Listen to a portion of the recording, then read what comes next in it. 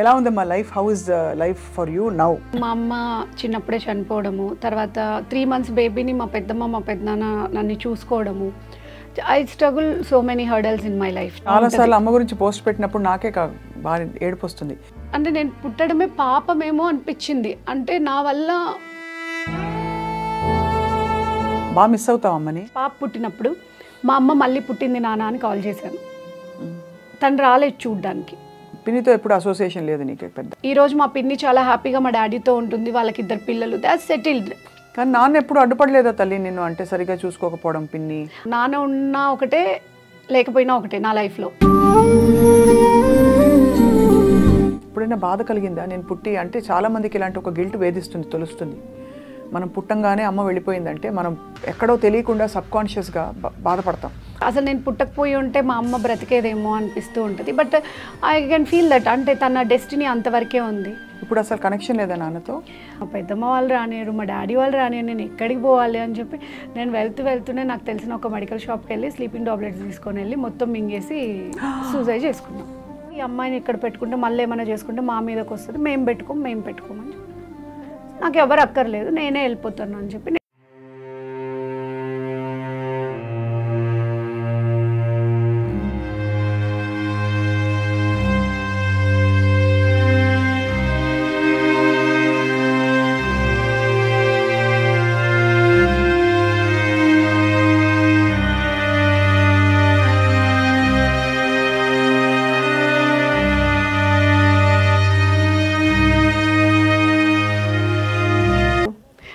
Kannan actually నాకు తేజ గారి దగ్గర పరిచయం అక్క.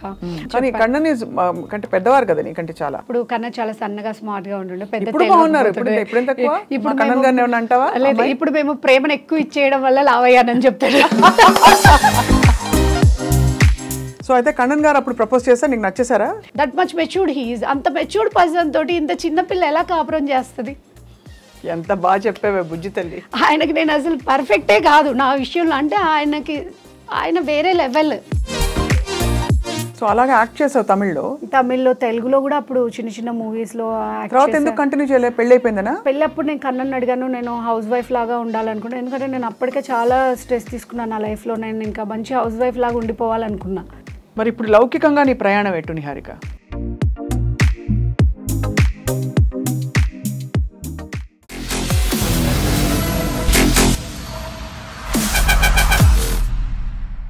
Welcome to this special candid conversation on I dream.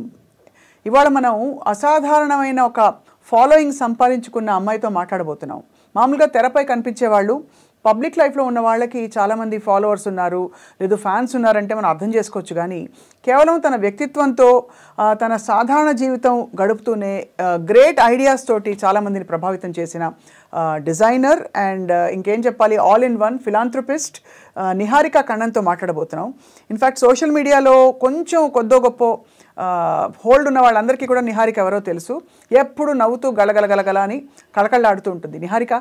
Happy to talk to you today. ఈ విధంగా థ్యాంక్ యూ అక్క. సో నిన్ను పరిచయం చేయాలంటే అసలు ఏమని చేయాలి? యువర్ డిజైనర్, నీకు మంచి బొటీక్ ఉంది, అండ్ ఒక 2 పిల్లలకి మంచి అమ్మవి, ఒక మంచి భార్యవి, అండ్ మోస్ట్ ఆఫ్ ఆల్ ఒక మంచి సిటిజన్గా, ఒక మంచి మహిళగా నీ లైఫ్ కొనసాగిస్తున్నావు. మీరు ఎలా పిలిచినా పలుకుతారు. అంతేనా? అంతే. ఎలా ఉందమ్మా life? How is life for you now? It's always good అక్క. లైఫ్ ఎప్పుడైనా ఎవరికైనా ఎలా ఉంది అంటే ఇట్స్ మిక్చర్. అదే ఉగాది పచ్చళ్ళలాగా అప్పుడప్పుడు కొంచెం తీయగా చేదుగా అన్నీ ఉంటేనే బాగుంటుంది కదా లైఫ్. ఎప్పుడు హ్యాపీగా ఉండడానికి ఎవరికి ఉండదు అలా. అవును. సో అన్నీ కలిసి ఉంటుంది లైఫ్. నీకు డీపర్ స్టోరీ ఒకటి ఉంది, how you came in to this kind of a thinking అన్నది. నీకు స్పిరిచువల్ బెంట్ ఆఫ్ మైండ్ చాలా కనిపిస్తూ ఉంటుంది. అలాగే అందరికీ ఏదో చేయాలనే తపన కనిపిస్తుంది. నువ్వు ఒక్క పోస్ట్ పెడితే కూడా నీకు అలా వేల మంది వచ్చి ఫాలో అయిపోయి లైక్ చేసేస్తూ ఉంటారు. దాని వెనుకుండే సీక్రెట్ ఏంటి నిహారిక? అక్క, ఐ డోంట్ టెల్ వేల మంది చేస్తారో చేయరో నాకు తెలియదు, కానీ బట్ అట్లీస్ట్ నన్నుగా అంటే నేను ఒక పోస్ట్ పెట్టాను అంటే, ఒకరికి నీడీ ఉందని పెట్టాను అంటే, నన్ను నమ్మి ఆ కాజ్కి హెల్ప్ చేయడానికి చాలా మంది ముందుకు వస్తారు. అండ్ అందులో మీరు కూడా 7-8 years బ్యాక్ ముందుకు వచ్చారు, మీరు కూడా సపోర్ట్ చేశారు కాజ్కి. సో మీలాంటి వాళ్ళు ఉన్నారు కాబట్టి నేను ముందుకు వెళ్ళగలుగుతున్నాను. I don't have thousands of people in my life, but at least ఒక 10 మందిని సంపాదించుకున్నాను అనుకుంటాను నేను. చాలామంది నిన్ను పాజిటివ్ ఒక రోల్ మోడల్గా ఐకన్గా చూస్తారు. బికాస్ నువ్వు ఎప్పుడు పాజిటివిటీనే వెదజల్లుతావు. నువ్వు ఇందాక నా ఉగాది పచ్చడిలాగా అన్నీ ఉంటాయి లైఫ్లో అని. నేను ఎక్కువ కంప్లైంట్ చేసి చూడలేదు. అంటే నీకు అసలు కష్టాలు ఎప్పుడు లేవా లైఫ్లో? అయ్యో, కష్టాలు ఎప్పుడు అదే నేను ఒక్కొక్కసారి ఎప్పుడప్పుడు పెడుతూ ఉంటాను. రోజు ఇన్ని కష్టాలు, డిఫరెంట్ కష్టాలు. ఈ రోజు ఉన్నది రేపు ఉండదు, రేపు ఉన్నది ఎల్లుండదు. చెప్పుకోవడానికి కూడా చాలా కామెడీగా ఉన్న కష్టాలు రోజు డిఫరెంట్గా ఉంటుంది. మా నాన్న ఎప్పుడు చెప్తాడు, పెద్దనాన్న, అంటే నువ్వు రోజు ఒకటే అయితే నీకు బోర్ కొట్టేస్తుంది కదా, అందుకనే దేవుడు నీకు డిఫరెంట్గా ఇస్తూ ఉంటాడు మర్చిపోకుండా ఉండడానికి అని చెప్తాడు. సో దాన్ని నేను ఎంజాయ్ చేస్తున్నాను. అంటే ఓకే, దాన్ని ఓవర్కమ్ అవ్వడం ఎలా, దానివల్ల మనకు ఒక తెలుస్తుంది ముందు ఫ్యూచర్లో ఓకే ఇలా ఉండకూడదు అని. అంత తప్ప దాన్ని ఎప్పుడు నెగిటివ్గా తీసుకోను. అండ్ నేను దేవుడిని రోజు ఒకటే కోరుకుంటాను, ఏ ప్రాబ్లం వచ్చినా సరే దాన్ని తట్టుకోవడానికి శక్తి, ఏదో ఒక సొల్యూషన్ తొందరగా ఇవ్వు, మళ్ళీ లాంగ్ చేయకుండా కొంచెం అప్పటికప్పుడు డిస్కౌంట్ ఇవ్వమని చెప్తాడు. రెగ్యులర్ క్లయింట్ కదా ప్రాబ్లమ్స్కి.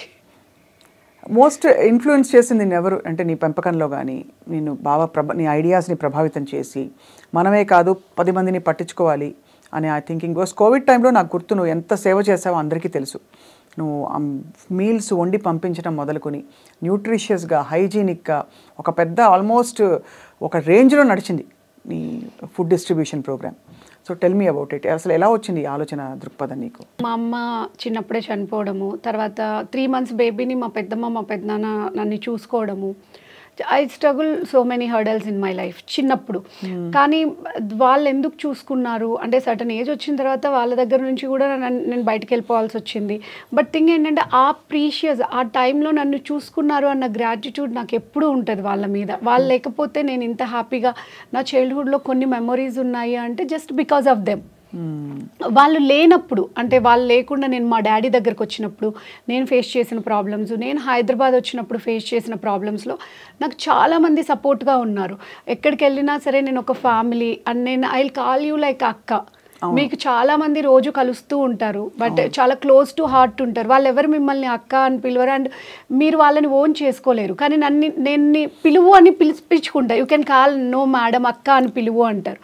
సో అలా నాకు చాలా ఫ్యామిలీస్, చాలామంది అక్కలు, అమ్మలు అంటే వాళ్ళందరూ ప్రేమగా చూసుకోకపోతే నాకు ఎవరు లేరు. అవును, ఆ ప్రేమని నేను కూడా ఇంకొక వేలో ఎక్స్ప్రెస్ చేయాలి అనుకుంటాను. సో దానికి నన్ను ఎవరు ఇన్స్పైర్ చేసింది కానీ ఎవరో ఇది చేసింది కానీ లేదు. నేను ఎప్పుడు ఏదైనా చెప్తే ఎవరికైనా నేను చెప్తాను, ఇది నా లైఫ్లో ఫేస్ చేసిందే నేను మీకు చెప్తాను. నేను ఇలా తప్పు చేశాను, మీరు చేయకండి. మీరు దీన్ని ఫాలో అయితే ఓకే, నేను ప్రాపర్గా చేశాను, మీరు ఇంకా ప్రాపర్గా చేసుకోండి, మీ లైఫ్ బాగుంటుంది అని చెప్తాను. సో ద వే నేను ఎలా పెరిగాను, నేను పెరిగినప్పుడు నన్ను చాలామంది దగ్గర చేసుకున్నారు, వాళ్ళ సొంత కూతురులా చూసుకున్నారు, చెల్లెల్లాగా చూసుకున్నారు. సో వాళ్ళ వల్లే నేను ఈరోజు ఇలా ఉన్నాను. అందుకనే వాళ్ళందరూ బయట వాళ్ళందరూ ఒక మతం కాదు, ఒక కులం కాదు, అందరి దగ్గర నేను పెరిగాను. అందుకని నేను కరోనా వచ్చినప్పుడు ఇప్పుడు అందరికీ ప్రాబ్లమ్స్ ఉన్నాయి. అందరూ ఎవరితోటైనా మాట్లాడితే మనకేమొస్తుందో, మనకు కరోనా, సొంత రిలేటివ్స్, సొంత పిల్లలు కూడా ఎక్కడో అమెరికాలో ఉంటారు, ఇండియాలో పేరెంట్స్ ఉన్నారు, ఎవరు పట్టించుకోలేని సిచ్యువేషన్లో వాళ్ళకి ఏమైనా అయితే ఒక మనిషి దూరం అయితే ఆ పెయిన్ ఎలా ఉంటుందో నాకు తెలుసు.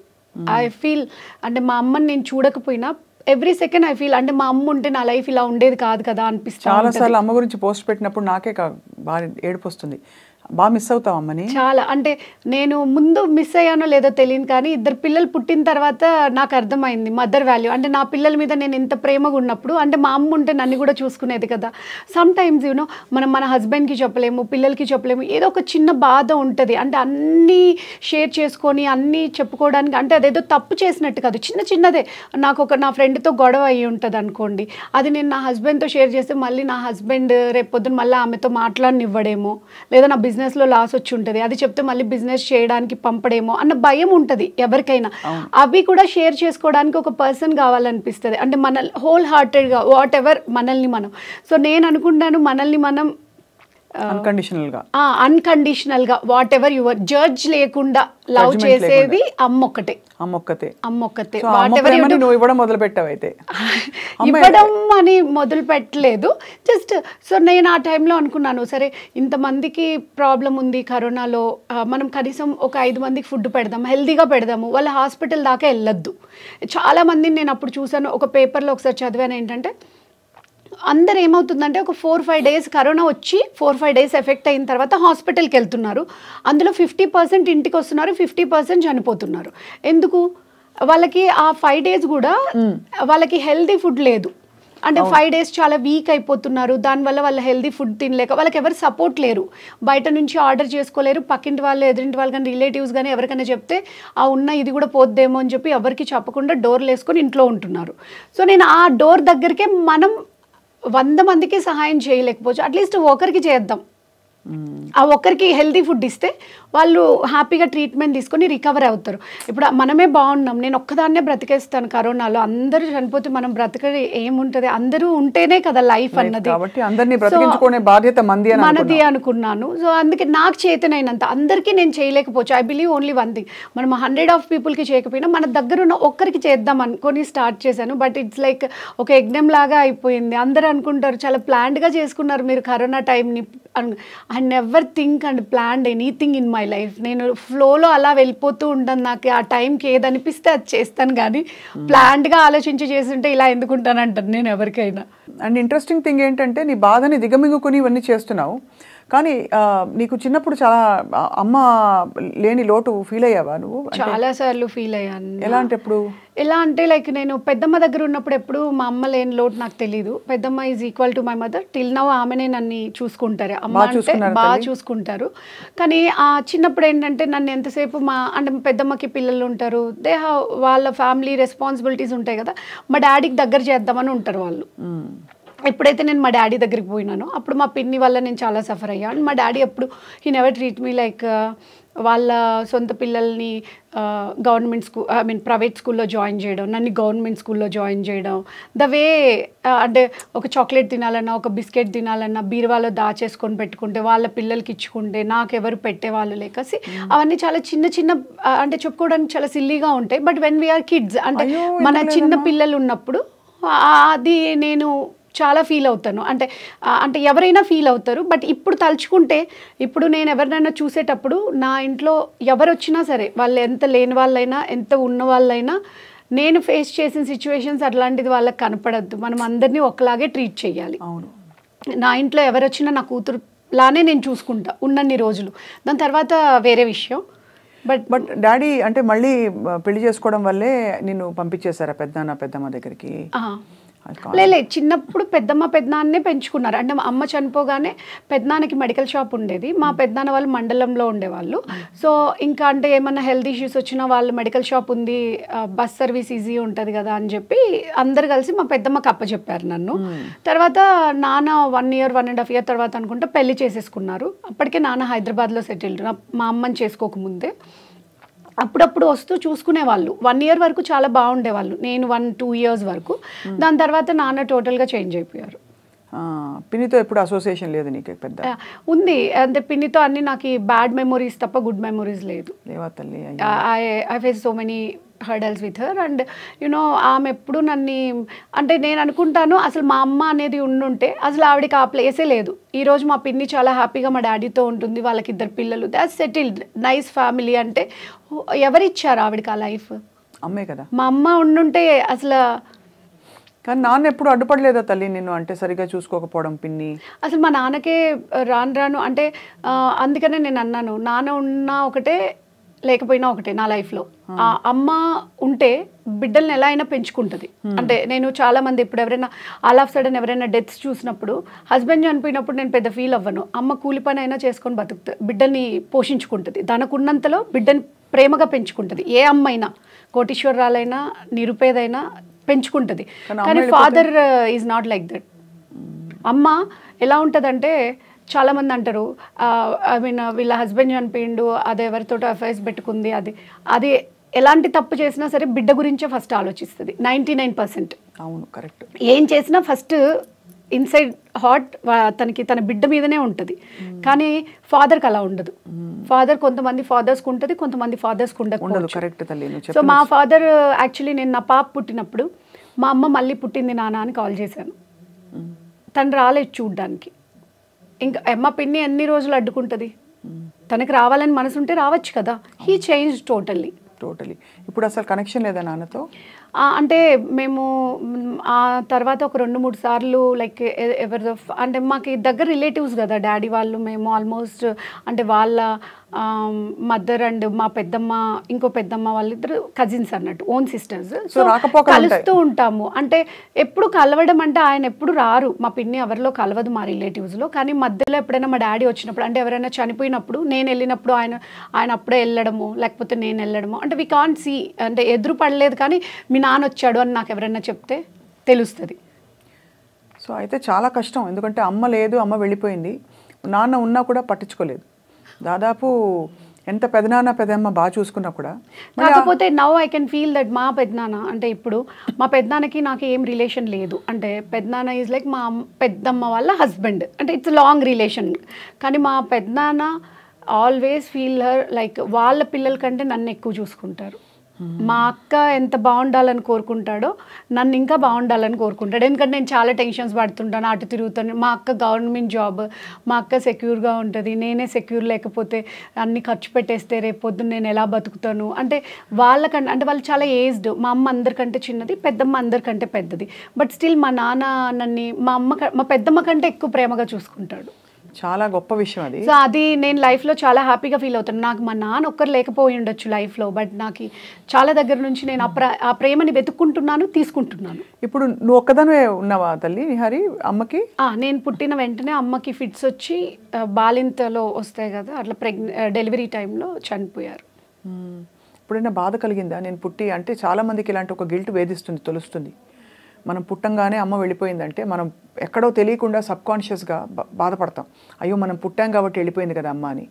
నాకు కూడా అనిపిస్తుంటుంది, ఎందుకంటే నేను ప్రెగ్నెంట్ డెలివరీ టైంలో అయ్యింది కదా, అసలు నేను పుట్టకపోయి ఉంటే మా అమ్మ బ్రతికేదేమో అనిపిస్తూ ఉంటుంది. But I can feel that అంటే తన డెస్టినీ అంతవరకే ఉంది, తను నన్ను బయటకు పంపించింది, తను వెళ్ళిపోయింది. We need to accept the truth. But still ఎంత పాజిటివ్గా ఉన్నా సరే ఎప్పుడో ఒకసారి నైట్ 2-3 నిద్రలేనరో ఎప్పుడైనా ఏదైనా టైర్డ్ అయ్యి లేట్గా ఏదైనా ఎక్కడికైనా వెళ్ళి వచ్చినప్పుడు ఆ టైంలో చాలా గుర్తొస్తుంది, I need to hug and talk with her. అంటే నన్నుగా అంటే నేను ఎవరికి చెప్పుకోలేను కదా, ఎవరి దగ్గర ఉండలేను కదా అన్న ఫీలింగ్ వస్తుంది.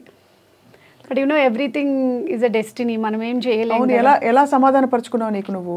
అంటే ఇలా ఎందుకైంది, నాకే ఎందుకైంది అని అందరికీ ఎవరికి వాళ్ళకి అనిపిస్తుంది, ఎవరి జీవితం వాళ్ళకి ఇంపార్టెంట్ కాబట్టి. ఇంతకంటే తీవ్రమైన కష్టాలు చూసిన వాళ్ళు ఉంటారు, ఎందుకంటే అసలు కష్టం లేకుండా ఉన్నవాళ్ళు చిన్న కష్టాలతో బయటపడిపోయిన వాళ్ళు ఉంటారు. ఎవరికి వాళ్ళు వాళ్ళ జీవితంలో నాకు ఇలా ఎందుకైంది అని అనుకుంటారు. నీకు ఎప్పుడైనా అనిపించిందా? అక్క యూనో ఎవ్రీడే ఒక్కసారైనా అనిపిస్తుంది అక్క, ఎందుకు నాకు ఇన్ని ప్రాబ్లమ్స్ వస్తాయి మరి. ఇప్పుడు నేను ఏమనుకుంటున్నాను తెలుసా, నేను దేవుడికి చాలా ఇష్టం, దేవుడిని నేను మర్చిపోకుండా అంటే ఒక్కరోజు హ్యాపీగా ఉన్నా దేవుడిని ఏమైనా మర్చిపోతానేమో అని ఏదో ఒక ప్రాబ్లం ఇస్తూ ఉంటాడేమో గుర్తుపెట్టుకోవడానికి. సో దేవుడికి నేను దగ్గరగా బ్రతుకుతున్నానులే ఈ ప్రాబ్లమ్స్ వల్ల అయినా అనుకుంటూ ఉంటాను. But at the same way ఏదైనా ప్రాబ్లం వచ్చినప్పుడు మనం హ్యూమన్సే కదక్క, మనం ఎంత హ్యాపీగా ఉంటాము, మేము సెటిల్ అయిపోయాము అన్నది ఎవరికీ ఉండదు లైఫ్లో. నేను అది నేర్చుకున్నాను, తెలుసుకున్నాను నా జీవితంలో. ఎంత పెద్ద కోటీశ్వరుడికైనా ఎంత పెద్ద లేని వాళ్ళకైనా happiness it's end, we are safe అన్నది ఎవరికి ఉండదు. మనం పోయే వరకు ఏదో ఒకటి ఉంటుంది లైఫ్లో, ఏదో ఒక ప్రాబ్లం మనది కాకపోయినా పక్కన వాళ్ళదైనా మనం పెట్టుకొని బాధపడుతూ ఉంటాం, అది human nature. So sometimes I feel so bad when I'm sick. ఏదైనా బాగాలేనప్పుడు, ఈ మధ్య నాకు కొన్ని సర్జరీస్ అయ్యాయి, హెల్త్ బాగాలేనప్పుడు నేను ఏదో చేద్దామని చూసుకుంటున్నా, నేను ఎంత పైకి ఎక్కాలంటే అంత కిందకి పడిపోతూ ఉన్నప్పుడు బాధేస్తుంది. ఎందుకు కనీసం ఇట్లా అయినా నేను బ్రతకనియచ్చు కదా అనిపిస్తూ ఉంటుంది. But still okay, let it be, whatever happens. నేను చెప్తాను, కొంతమంది డబ్బులు సంపాదించడానికే పుడతారు, మనం దానికోసం పుట్టలేదేమో, వేరే పర్పస్ కోసం ఏమన్నా పుట్టామేమో. అలా నన్ను నేను సమాధానం చెప్పుకొని మళ్ళీ ముందుకు వెళ్ళిపోతూ ఉంటాను. కన్నన్ గారు ఎలా పరిచయం అయ్యారు?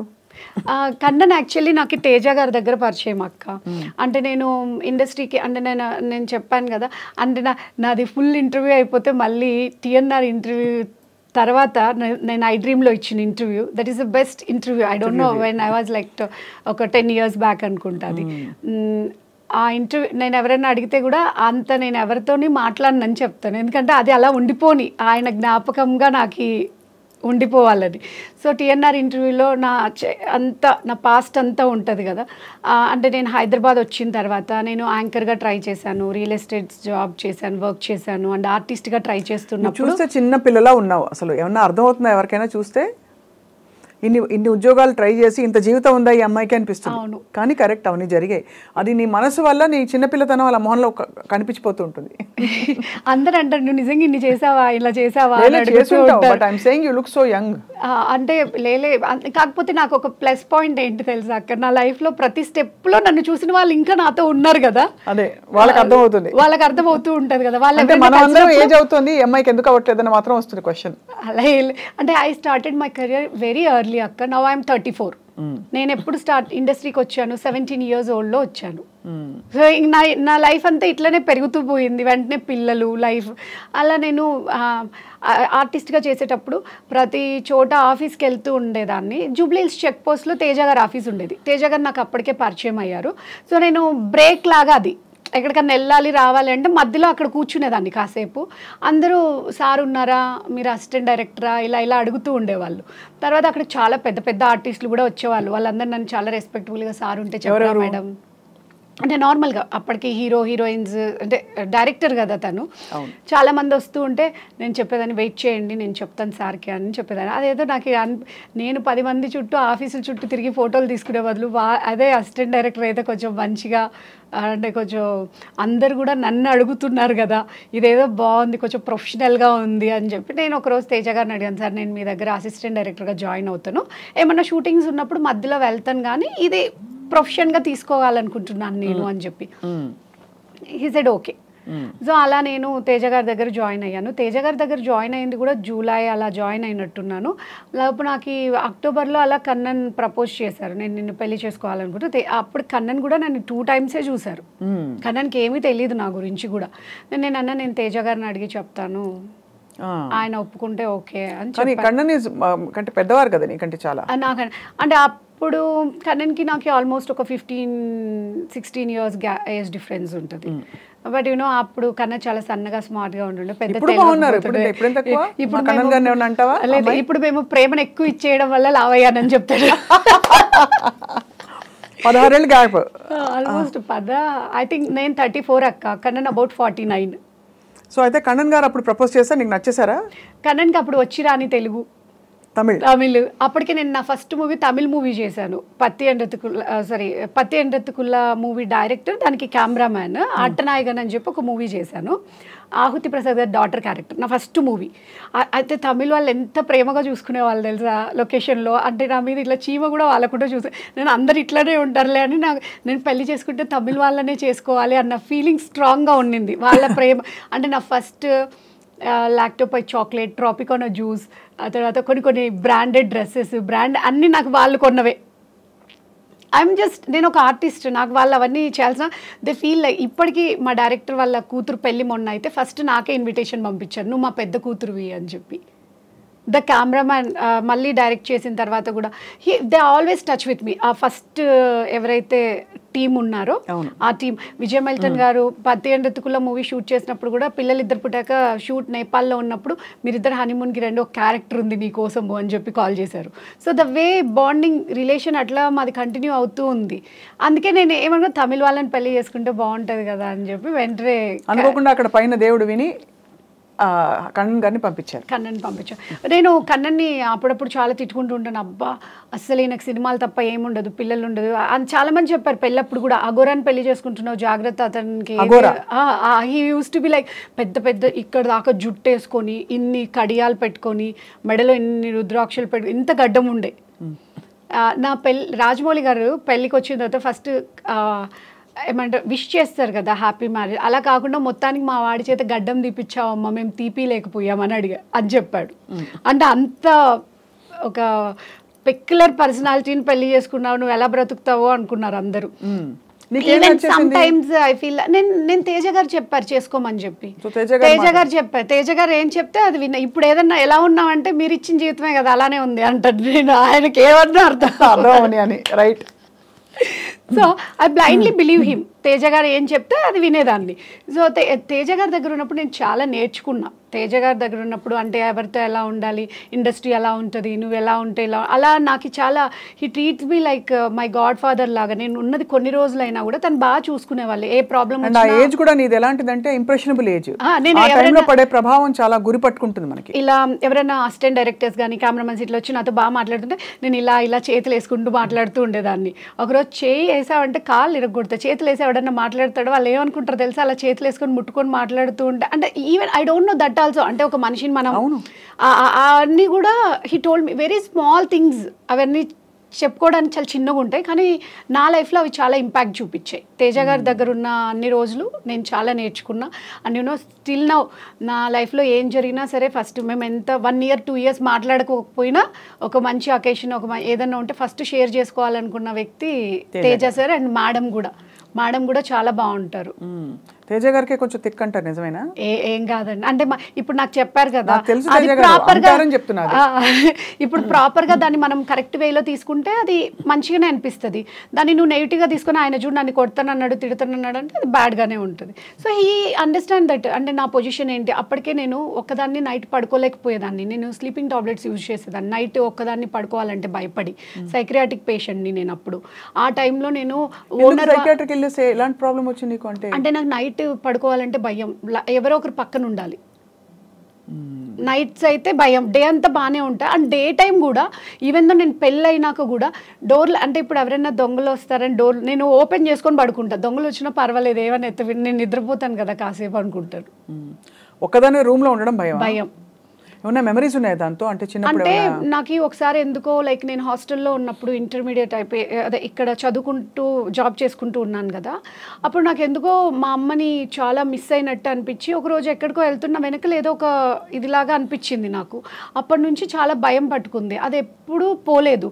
దాని తర్వాత నేను హాస్టల్లో ఉన్నప్పుడు మా అమ్మమ్మ వాళ్ళ మనవడు హార్ట్ అండ్ కిడ్నీ ఫెయిల్ అయి చనిపోయాడు. వాడు జస్ట్ నాకంటే ఒక 1 year చిన్న, 17 years ఉండే. అప్పుడు నేను 8 వాడి పేరు అజ్జు. మేమిద్దరం ఎక్కడికి వెళ్ళినా బాగా క్లోజ్గా ఉండేవాళ్ళము. వాడు పాపం నా కోసం చాలా వెయిట్ చేసేవాడు, నేను ఎప్పుడు వస్తానా అని చెప్పి. మేమిద్దరం ఎటు పోయినా తిరుగుతూ ఉండేవాళ్ళం బాగా. సో వాడికి అలా హెల్త్ అందరు ఏమన్నారంటే నువ్వు ఎక్కడికన్నా పో, అజ్జు వస్తాడు. నువ్వు వాడు ఎలా అంటే నన్ను ప్రొటెక్ట్ చేస్తూ ఉండేవాడు. నేను ఎవరితో అబ్బాయిలతో మాట్లాడితే కూడా తాత పిలుస్తున్నాడు రా లోపలికి. అమ్మమ్మ హాస్టల్లో ఉన్న అమ్మమ్మ తాతయ్య owners. I feel they take case me like own daughter. నేను అమ్మమ్మ తాతయ్య అని పిలుస్తూ ఉండేదాన్ని. వాళ్ళ రిలేషన్స్ అన్నీ కూడా వాళ్ళ అత్త మామ అంటే అమ్మమ్మకి వాళ్ళు ఏమవుతారో అలానే నేను కూడా పిలుస్తాను. Till now I will call them like that only. అయితే వాడు నాకు చాలా అటాచ్డ్ అయిపోయిండు. వాడు చనిపోయినప్పుడు ఇట్స్ లైక్ నాకు 4-5 months బయటకు రావడానికి టైం పట్టింది. అండ్ బయటకు వచ్చిన తర్వాత కూడా నాకు స్టేబుల్ అవ్వడానికి చాలా టైం పట్టింది. అంటే ఆల్మోస్ట్ ఇయర్స్ వాడిని మర్చిపోవడానికి. చాలా ఇంపాక్ట్ చూపించిన పర్సన్ నా లైఫ్లో వాడు. సో అక్కడి నుంచి నీకు భయం మొదలైందా? భయం మొదలైంది. సో దానివల్ల పెళ్లి చేసేసుకుంటే సెట్ అవుతుంది. అండ్ కన్నన్ కూడా అప్పటికే మంచి రైటర్. అండ్ అప్పుడు సారాయి వీర్రాజు మూవీ రిలీజ్కి రెడీగా ఉంది. And he completed MSc computers gold medallist. ఏం మంచిగా ఉంటుంది కదా అని చెప్పి చేసుకోమని చెప్పారు తేజ గారు. పెళ్ళి అనుకున్న తర్వాత మేము ఏ రోజు కలిసింది లేదు, ఒక కాఫీ లేదు, ఒక ముచ్చట లేదు, ఏమీ లేదు. డైరెక్ట్గా పెళ్ళి. నా పెళ్ళికి కూడా నేనే అన్నీ రెడీ చేసుకుంటే పెళ్ళి ముందు రోజు వచ్చాడు కన్నా. అతను చెన్నైలో అప్పుడు ఇది మూవీ వర్క్స్తో బిజీగా. పెద్దవాళ్ళు ఏమి రెడీ చేయలేదా ఇంట్లో? అమ్మ వాళ్ళు పెళ్లి టైంకి వచ్చారు. అప్పటికి ఇంకా పెద్దమ్మ వాళ్ళతో నేను అప్పుడప్పుడే మాట్లాడుతూ ఉన్నాను. మళ్ళీ అంటే నేను ఫస్ట్ నుంచి నేను ఎప్పుడు దూరంగా లేను, కాకపోతే డిస్టెన్స్ కొంచెం దూరం. ఇంట్లో నుంచి వెళ్ళిపోవాల్సిన పరిస్థితి ఎందుకు వచ్చింది? బాగా చూసుకున్నారు కదా పెద్దమ్మ వాళ్ళు. అంటే అదే నాన్నకి అప్పచెప్తే అంటే మేము పెళ్లి చేయలేము, మేము చూసుకోలేము, ఆడపిల్ల కదా భారం అంటే వాళ్ళకి బర్డన్స్ ఉంటాయి, వాళ్ళ లైఫ్ లో వాళ్ళు ఫేస్ చేసిన ప్రాబ్లమ్స్ వల్ల అన్ని దూరం పెట్టాల్సి వచ్చింది. నాన్న నేను హాస్టల్ పెట్టారా? నాన్న ఏం పెట్టలేదు. యూనో నన్ను ఇంటర్మీడియట్లో ఉన్నప్పుడు నేను ఒక హాస్టల్లో ఉండేదాన్ని. ఎలా అంటే నేను ఇంటర్లో ఉన్నప్పుడు నాన్న నన్ను ఒక హాస్టల్లో పెట్టాడు. ఫీజు సరిగ్గా కట్టకపోతే నేను ఆ టైంలో సాంబా సినిమా రిలీజ్ అయింది వివి వినాయక్ది. సో అందులో చదువుకున్న పిల్లలకి మేము చదివిస్తామని చెప్పి వీళ్ళు స్కాలర్షిప్స్ అది ఇచ్చారని చెప్పి పేపర్లలో వచ్చాయి. నేను ఏమనుకున్నాను, నేను ఎలా అయినా హైదరాబాద్ వెళ్ళి ఎన్టీఆర్ని కలిస్తే నాకు చదువుకు కావాల్సిన ఫీజు కడతాడు. సో నేను ఎన్టీఆర్ని కలుద్దామని చెప్పి నా దగ్గర చిన్న కమ్మలు చిన్న పట్టీలు ఏవో ఉంటే నేను అమ్మేసి హైదరాబాద్కి వచ్చేసాను. హైదరాబాద్కి వచ్చి తల్లి హైదరాబాద్కి వచ్చా. హైదరాబాద్ వచ్చిన తర్వాత నేను ఒక ఆటో పట్టుకొని నేను ఇలా వెళ్ళాలి అంటే ఆ ఆటో వాడు తీసుకొని వెళ్ళాడు. వాళ్ళ ఆఫీస్కే తీసుకెళ్ళాడు కరెక్ట్గా. తిరిగి వెళ్ళాం. వెళ్ళిన తర్వాత అక్కడ ఎవరో నన్ను కూర్చోబెట్టుకొని, ఆల్రెడీ సినిమా ఫ్లాప్ అయిందమ్మా, ఇచ్చిన వాళ్ళకి ఇచ్చుంటారు, ఇంకెవరికి ఇవ్వరు, వాళ్ళే డిప్రెషన్లో ఉన్నారు, నీకేం చేస్తారు, ఇంకా ఎవరు రాలే పొద్దున కాబట్టి 10-11 తర్వాత వస్తే చాలామంది ఉంటారు, ఇది అంత మంచి ఆఫీస్ కాదు. మంచి ఆఫీస్ అంటే ఈ ఇండస్ట్రీ అంత మంచిది కాదు, ఒకరు మంచిగా ఉంటారు, ఇంకొకరు వేరేలాగా ఉంటారు, నీకేమీ తెలీదు, నువ్వు ఇక్కడే ఉంటే నీ లైఫ్ ఏమైపోతుందో తెలీదు, దయచేసి మీరు వెళ్ళిపోండి. అప్పుడు ఎన్నేళ్ళు నీకు? అప్పుడు 15 ఏళ్ళు. వామ్మో తల్లే.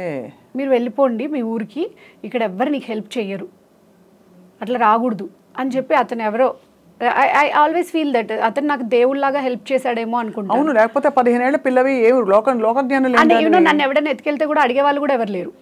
నీకు కూడా తెలియదు అసలు ఎత్తుకెళ్తున్నారని, ఫస్ట్ టైం పడుతుంది. ఎత్తుకెళ్ళిపోయినా అడిగే వాళ్ళు లేరు. ఇప్పుడు అందరు ఉండి కూడా పిల్లలు కిడ్నాప్లు అవుతున్నాయి, అవి అవుతున్నాయి, ఇవి అవుతున్నాయి అంటే అంత సెక్యూర్డ్గా పెరుగుతుంటే కూడా భయం వేస్తుంది. అప్పుడు నాకు అసలు ఏమీ లేదు అండ్ ఇంత సెక్యూరిటీ కూడా లేదు మనకి. అప్పుడు ఆ ఆటోవాడు కూడా ఏమైనా చేసి ఉండొచ్చు కదా. అవును, ఎక్కడికక్కడ నేను కాపాడుకుంటూ వచ్చాడు దేవుడు. ఐ ఫీల్ దట్ మై మమ్మ ఆల్వేస్ ప్రొటెక్ట్స్ మీ. మా అమ్మ నాతో లేదని నేను ఎప్పుడు అనుకోను. తను మనిషిలాగా లేదు నాతోటి. నా బ్రీత్, ఎవ్రీ సెకండ్ బ్రీత్ ఆమె గిఫ్ట్, ఆమె ఆ బ్రీత్లో ఉందనే అనుకుంటాను. ప్రతి శ్వాసలో తను నాతో ఉంటుంది అనుకుంటాను. తర్వాత చిరంజీవి గారి ఇంటికి వెళ్ళాను, వాళ్ళు అసలు రానిలేదు లోపలికి కూడా, వాచ్మెన్ బయటకు వెళ్ళిపోమని చెప్పాడు. దెన్ ఐ వెంట్ టు ఇది కాదు ఇక చంద్రబాబు నాయుడు దగ్గరికి వెళ్తాను, ఆయన అయితే చేస్తాడు ఖచ్చితంగా అని చెప్పి ఆయన దగ్గరికి వెళ్ళాను. ఆయన దగ్గరికి వెళ్తే వాళ్ళు చెప్పారు, ఇక్కడ ఈ ఆఫీస్లో ఎవరిని లోపలికి అలో చేయరమ్మా, ఇది ఇల్లు, మీరు ఆఫీస్కి వెళ్ళి కలవాలి, ఇక్కడ ఎవరిని కలవరు, అంటే ప్రోటోకాల్ ఉండాలి, ఇంపార్టెంట్ పీపుల్నే కలుస్తారు, ఇక్కడ గేట్లో చెప్తేనే మీరు అక్కడ దాకా వెళ్తారు అని చెప్పి. సరే మీరు అక్కడ నుంచి వచ్చారు కదా, కలవాలంటే అక్కడ ఒక అతను ఉంటారు, ఆయన ఒక లాయర్ పేరు చెప్పారు, ఆ లాయర్ని మీరు వెళ్ళి కలవండి, తను మీకు ఖచ్చితంగా ఫీజు కోసం అంటే నన్ను ఎవరు చూసుకోవట్లేదు, నాకు ఫీజు కట్టండి, నేను హాస్టల్లో ఉండి చదువుకుంటాను, ఎందుకంటే నాకు ఫీజు కట్టలేదు కదా, మా వాళ్ళు వదిలేశారు కదా. చాలా దారుణం తల్లి బాబోయ్. నేను ఎక్కడికి వెళ్ళాలి, హాలిడేస్ వచ్చాయి నాకు, అందుకు వచ్చినాను నేను. సో నేను ఎన్టీఆర్ భవన్కి వెళ్ళాను. ఎన్టీఆర్ భవన్కి వెళ్తే లోపల ఆయన పేరు ఏదో చెప్పాను కదా, కొంచెం మంచిగానే ట్రీట్మెంట్ చాలా బాగా లోపలికి వెళ్ళి తీసుకెళ్ళి ఆటో వాడికి ఇవ్వడానికి డబ్బులు కూడా లేదు. నేను ఇంకా నీకు చెప్తాను కదా, రేపో ఎల్లుండో ఇస్తాను, అప్పుడు నేను ఇక్కడ ఎవరినన్నా అడిగి వాళ్ళు నాకు చంద్రబాబు నాయుడు నాకు డబ్బులు ఇస్తాడు, అప్పుడు నేను ఇస్తాను నీకు అని చెప్పి ఆటో వాడికి. సరే అమ్మ ఇచ్చింది చాలా తల్లి, నువ్వు వెళ్ళని చెప్పి వాడు పంపించేశాడు ఇంకా నన్ను. సో దెన్ నేను ఆ టైంలో కరెక్ట్గా వినాయక చవితి వచ్చింది, దానివల్ల ఏంటి 1 వీక్ హాలిడేస్ ఆయన రాలేదు ఆఫీస్కి, కానీ నేను అక్కడే ఉన్నాను 7 డేస్ కూడా ఎన్టీఆర్ భవన్లో. NTR day and night time అక్కడ ఉంటే అక్కడ అంతా పార్టీస్ మీటింగ్స్ జరుగుతూ ఉంటాయి, ఇట్స్ నాట్ సేఫ్ అని చెప్పి ఆ లాయర్ ఒక అమ్మాయి ఒక అక్కడ స్వీపింగ్ చేసే వాళ్ళు ఉంటారు కదా, వాళ్ళ ఇంటికి తీసుకెళ్ళమని చెప్పి. ఈ టైంలో నీకు ఎక్కడా భయమే లేదా, ఇంటికి వెళ్ళిపోతా నాకు ఒక వెతుకుంటూ మీ వాళ్ళు ఎవ్వరూ ఏమీ లేదా. అండ్ ఫైనల్గా నేను తర్వాత చంద్రబాబు నాయుడు గారు కలిశాను, మాట్లాడాను. ఆ లోపు నాకు అక్కడ ఏదో జెమినీ టీవీ వాళ్ళది ఒక ప్రోగ్రామ్ జరుగుతుంటే, నేను భలే మాట్లాడుతున్నాను, నువ్వు యాంకరింగ్ ట్రై చేయొచ్చు కదా అన్నారు వాళ్ళు. నేను అడిగాను, నేను యాంకరింగ్ కూడా చేస్తాను సార్, నన్ను పంపియండి అని అడిగాను చంద్రబాబు నాయుడు జెమినీ టీవీలో రిఫర్ చేశారు. రాధాకృష్ణన్ గారు అనుకుంటా something, Anuradha, Chandrababu Naidu, I still remember they names, Radhakrishnan గారికి చెప్పారు, చెప్పండి జెమినీలో అంటే, జెమినీలో అనురాధ మేడం ఉండేవాళ్ళు, ఆవిడకి చెప్పారు. ఆవిడ చెప్తే వెంటనే ఆడిషన్ అది చేసి కొంచెం ట్రైనప్ చేసుకోవాలి, పెట్టుకుంటాంలేండి అని చెప్పారు. అయితే నాకు ఇంకా కన్ఫామ్ అయిపోయింది, నేను ఇంకా చదువుకోవచ్చు, నేను ఇక్కడే ఉండొచ్చు, నేను ఇంకెవరికి అక్కర్లేదని చెప్పి నాకు వాళ్ళు ఆ లాయర్ గారు ఒక 2000 డబ్బులు ఇచ్చి, నువ్వు ఊరెళ్ళమ్మా, ఊరెళ్ళి మీ ఇంట్లో వాళ్ళందరికీ చెప్పేసిరా, అక్కడ నీకేమైనా ప్రాబ్లం అయితే మేము సపోర్ట్గా ఉంటామని చెప్పి పంపించారు. నేను మళ్ళీ నేను మా ఊరు వెళ్ళిపోయాను. మా ఊరు వెళ్ళిన తర్వాత మా పెదనాన్న, మా డాడీ వాళ్ళ బ్రదర్ వాళ్ళ ఇంటికి వెళ్ళాను. అంటే మా అమ్మ వాళ్ళ ఇంటికి వెళ్ళడానికి లేదు కదా, వాళ్ళ ఇంట్లో నుంచి నన్ను పంపించేశారు కదా. సో మా పెదనాన్న వాళ్ళని, నువ్వు ఎక్కడెక్కడో తిరిగా, నువ్వు ఎవరితోటో వెళ్ళిపోయి వచ్చావు ఇన్ని రోజులకి, మేము నమ్మం నిన్ను, అది ఇది అని చెప్పారు. అరే నా దగ్గర అన్నీ ఉన్నాయి చూడు, వాళ్ళు ఇస్తారు కదా మనకి ఆఫర్ లెటర్ అది అంటే, they won't trust me. So okay, నేను ఏం చేయాలో తెలియక మా హెడ్ మాస్టర్ గారు ఉంటారు, ఆయన ఇంటికి వెళ్ళి, సార్ ఇట్లా అయ్యింది, ఏం చేయాలో నాకు తెలియట్లేదు అంటే, సరే నీకు ఒక లాయర్ ఉంటారు, ఆయన దగ్గరికి వెళ్ళి కలువు, ఆయన ఏం చెప్తాడో చూద్దామని చెప్పి పంపించారు. అప్పుడు లోక్ అదాలత్ అని ఒకటి ఇప్పుడు ఉందో లేదో, అప్పుడు ఇమీడియట్గా సొల్యూషన్స్ వచ్చేవి లోక్ అదాలత్లో, దాంట్లో కేసు వేపిద్దాము, మీ నాన్న అందరు వస్తారు, అందరితో మాట్లాడదామని చెప్పి వేశారు. అప్పుడు జడ్జి గారు ఏమన్నారంటే, నువ్వు ఇంకా మళ్ళీ హైదరాబాద్ వెళ్ళొద్దమ్మా, ఇంకా చిన్న పిల్లవి, నీ లైఫ్ స్పాయిల్ అయిపోతే చదువుకో అని చెప్పి మా డాడీ వాళ్ళతో మాట్లాడి ఇక్కడే ఒక ప్రొటెక్షన్లో ఉండేలాగా ఇక్కడే చదివిద్దామా అమ్మాయిని అని చెప్పి జాయిన్ చేశారు. అంటే ఫీజు సరిగ్గా కట్టాలి నువ్వు అని చెప్పి మా డాడీకి కొంచెం భయం పెట్టి జాయిన్ చేయించారు. మళ్ళీ ఏమైంది, ఎవరింట్లో అయితే నేను ఉండి నన్ను అంటే టేక్ కేరర్గా చూసుకుంటున్నారో వాళ్ళు నన్ను చాలా మిస్యూజ్ చేసుకున్నారు. నా పేరు చెప్పుకొని అంటే మేము ఈ అమ్మాయిని మా డాడీ ఫీజు కడుతున్నా మేము చదివిస్తున్నామని చెప్పుకోవడము అలా అలా. ఇంటర్మీడియట్ రిజల్ట్స్ వచ్చాయి ఫస్ట్ ఇయర్. అండ్ వాళ్ళు సరిగ్గా చూసుకోకుండా ఏం చెప్పారు అంటే నెంబర్ అది సరిగ్గా వెతుక్కొని నేను వేరే ఊర్లో ఉన్నాను, నువ్వు ఫెయిల్ అయ్యావు అని చెప్పారు. అప్పటికి నాకు అన్నింటిలో 100 out of 100 మార్క్స్ వచ్చాయి. మార్క్స్ తక్కువ వచ్చినా పర్వాలేదు కానీ ఫెయిల్ అయినా అవుతాను అని ఒకసారి కూడా ఆలోచించలేదు. లేదు నిజంగానే నువ్వు ఫెయిల్ అయ్యావు, నిజంగానే అరే నెంబర్ సరిగ్గా చూడండి అంటే కూడా దే వోంట్ ఈవెన్ లిజన్. నువ్వు ఫెయిల్ అయ్యావు, నువ్వు వేస్ట్, ఇంకా నువ్వు మా ఇంట్లో ఉండాల్సిన అవసరం లేదు, నువ్వు వెళ్ళిపో, నిన్నేం మేము ప్రొటెక్ట్ చెయ్యము, నువ్వు మీ డాడీ దగ్గర మీ పెద్దమ్మ వాళ్ళ ఇంటికన్నా వెళ్ళిపో అన్నారు. అరే ఇన్ని రోజులు నేను అమ్మ అని చెప్పి ఆమె దగ్గరికి వెళ్తే ఆమె కూడా ఇలా చూసుకుంది, మా పెద్దమ్మ వాళ్ళు రానియరు, మా డాడీ వాళ్ళు రానియరు, నేను ఎక్కడికి పోవాలి అని చెప్పి నేను వెళ్తూనే నాకు తెలిసిన ఒక మెడికల్ షాప్కి వెళ్ళి స్లీపింగ్ టాబ్లెట్స్ తీసుకొని వెళ్ళి మొత్తం మింగేసి సూసైడ్ చేసుకున్నాను. ఎన్నేళ్ళు నీకు అప్పుడు? నాకు అప్పుడు 15 years అంతే. 15-16 years లో అంతే. అదే కదా అప్పుడే నేను ఇంటియర్ దగ్గర అసలు ఎన్ని ట్విస్ట్లు టర్న్లు తల్లి ఇంత చిన్న జీవితంలో. సో మింగే పడుకున్న తర్వాత నేను లేచేసరికి వాళ్ళు చూసుకునేసరికి నాకు మొత్తం నోరంతే 2-3 days కోమాలో ఉన్నట్టున్నాను. దాని తర్వాత నేను పాస్ అయ్యా, స్కూల్లో మంచి మార్క్స్తో పాస్ అయ్యాను. కానీ అది తర్వాత తెలిసింది ఏం లాభం. సో నేను ఇలా సూసైడ్ చేసుకునేసరికి ఈ అమ్మాయిని ఇక్కడ పెట్టుకుంటే మళ్ళీ ఏమైనా చేసుకుంటే మా మీదకి వస్తుంది, మేము పెట్టుకోమని చెప్పి నాకు ఎవరు అక్కర్లేదు, నేనే వెళ్ళిపోతాను అని చెప్పి నేనే బయటకు వచ్చేసాను. నాకు మా డాడీ వద్దు, మా అమ్మ వద్దు, ఎవరు వద్దు అని వచ్చేసాను బయటికి. తేజ గారి ఆఫీస్కి వెళ్ళావు స్ట్రైట్గా? లే అక్కడ నుంచి నేను బస్లో మా ఊరు హైదరాబాద్ వస్తే నేను ముందు సీట్లో కూర్చున్నాను, మా నాన్న వెనకాల సీట్లో కూర్చున్నాడు, కనీసం నువ్వు ఎక్కడికి వెళ్తున్నావు అని కూడా అడగలేదు. మా నాన్న ప్లేస్లో మా నాన్న దిగిపోయాడు, నా ప్లేస్లో నేను దిగిపోయాను. తర్వాత నేను మా అన్న వాళ్ళ ఫ్రెండ్స్ ఉండేవాళ్ళు ఇక్కడ, వాళ్ళ దగ్గరకు వచ్చాను. వాళ్ళ దగ్గరకు వచ్చి వాళ్ళు నన్ను ఫస్ట్ హాస్టల్లో జాయిన్ చేశారు ఫీజు కట్టి. తర్వాత ఊర్లో చిన్నప్పుడు పెరిగిన అన్న వాళ్ళు ఉంటారు కదా, అన్న వాళ్ళ దగ్గరకు వచ్చాను, నువ్వు అక్కడికి వెళ్ళి మేము చూసుకుంటామని చెప్పారు వాళ్ళు. తర్వాత నేను చిన్నగా టెలికాలర్గా జాయిన్ అయ్యాను. తర్వాత ఒక 1 year జాబ్ చేసుకున్నా. దాని తర్వాత స్లోగా అప్పుడు ఆర్కూట్ ఉండేది కదా, ఆర్కూట్లో ఫొటోస్ పెడుతూ ఉంటే అందరూ మీరు యాంకరింగ్ ట్రై చేయొచ్చు కదా అది ఇది అన్నప్పుడు స్లోగా ఇండస్ట్రీకి వచ్చాను. So it's took lot of time. So అలాగే యాక్ట్ చేసావు తమిళ్లో, తెలుగులో కూడా అప్పుడు చిన్న మూవీస్లో. తర్వాత ఎందుకు కంటిన్యూ చేయలేదు? పెళ్ళి అయిపోయిందనా? పెళ్ళి అయిపోయిన తర్వాత పెళ్ళప్పుడు నేను కన్నని అడిగాను, నేను హౌస్ వైఫ్ లాగా ఉండాలనుకున్నాను. ఎందుకంటే నేను అప్పటికే చాలా స్ట్రెస్ తీసుకున్నాను నా లైఫ్లో, నేను ఇంకా మంచి హౌస్ వైఫ్ లాగా ఉండిపోవాలనుకున్నా.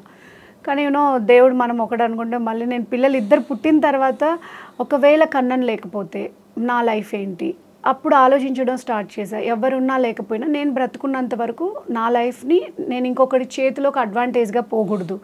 అప్పుడు మళ్ళీ ఫ్యాషన్ డిజైనింగ్ జాయిన్ అయ్యాను. 4 years డిగ్రీ కంప్లీట్ చేశాను. ఆ మధ్యలో ప్రెగ్నెన్సీ యోగా ట్రైనర్గా జాబ్ చేసుకున్నా, నేర్చుకున్నా. కొన్ని రోజులు చిట్టీలు వేసేదాన్ని. ఇంట్లో ఖాళీగా ఉంటాను కదా, అంటే ప్రెగ్నెంట్ అప్పుడు, డెలివరీ అప్పుడు ఖాళీగా ఉండకుండా, అంటే కన్నన్ ఒక్కడి మీదనే బర్డెన్ అవ్వకుండా ఇక్కడ బ్రతకాలంటే ఇద్దరికి ఉండాలి, అంటే సెక్యూర్డ్ ప్లేస్లో బ్రతకాలి. చిన్నప్పటి నుంచి నువ్వు all you have seen in your life is కష్టం, రిజెక్షన్,